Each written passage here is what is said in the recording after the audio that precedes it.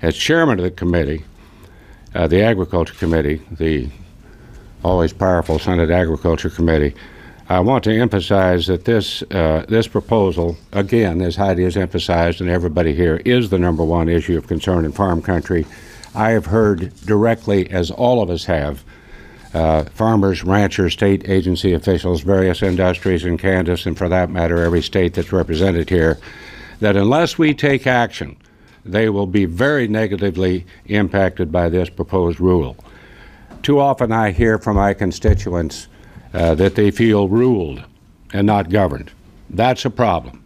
They lose faith in government, and government doesn't trust them, and I think that's one of the biggest issues we have in the country today.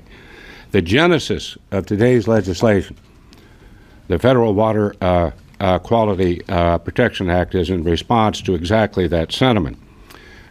Now, we asked the Department of Agriculture in Kansas what the EPA proposed rule would do to increase the water bodies in Kansas classified as waters of the United States subject to all Clean Water Act programs and requirements.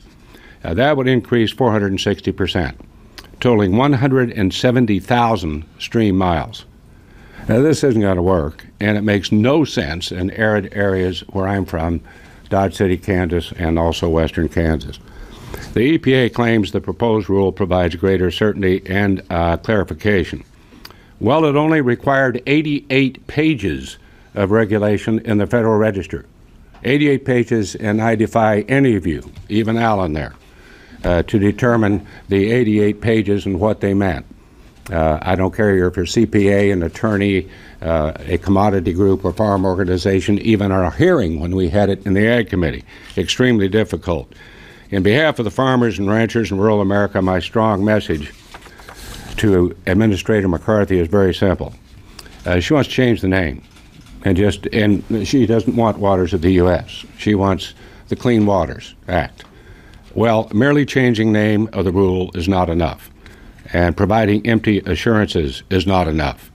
Withdraw the rule. Start from scratch. Everybody up here today wants clean water. Senator Donnelly went into that in great detail.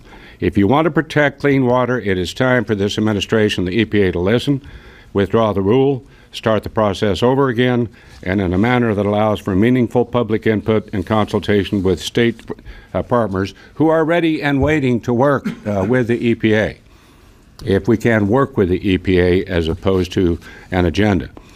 The Federal Water Quality Protection Act accomplishes this. I thank Jim, I thank John, I thank everybody for their hard work on this. Senator Sullivan, who has very unique circumstances up in Alaska.